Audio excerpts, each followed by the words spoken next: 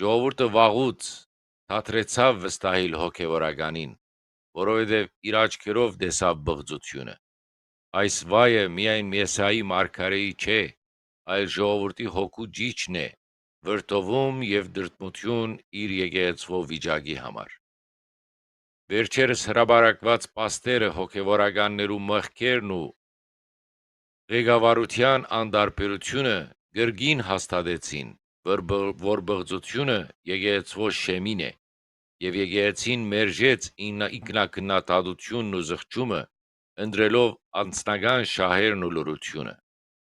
Ինչ պիտի ինի ժողովուրդը, երբ իր առաջնորդները կքարոզեն սրբություն, բայց գվարեն բղծություն։ Այսօր սիրեիներ,